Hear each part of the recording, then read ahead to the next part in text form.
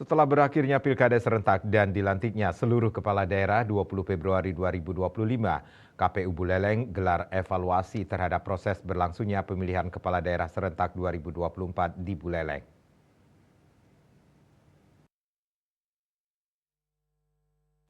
Evaluasi tersebut diikuti oleh seluruh komponen terkait.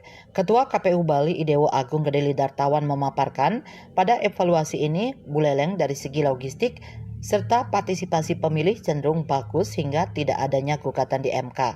Meskipun ada kekurangan di beberapa tahapan, hal tersebut mesti dibenahi dan dievaluasi kembali untuk menemukan solusinya. Mengenai peningkatan partisipasi pemilih yang tidak terlalu signifikan, ia menyebut dalam pilkada ini menggunakan metode de jure. Dengan metode ini tidak bisa sembarangan untuk mencoret pemilih yang tidak berdomisili di daerah sesuai KTP dan faktanya pemilih berdomisili di daerah lain.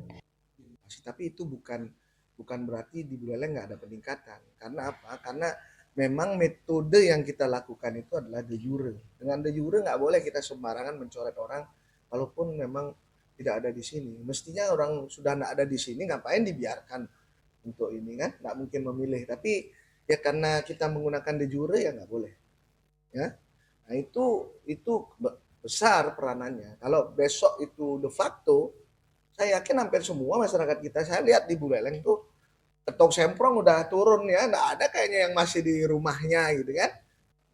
Untuk memaksimalkan jumlah pemilih yang menggunakan hak pilihnya, kedepannya pihaknya ingin mengusulkan ke KPU RI tentang penggunaan metode pos dalam pencoblosan, sehingga pemilih bisa mengirimkan hasil pilihannya tanpa terkendala jarak.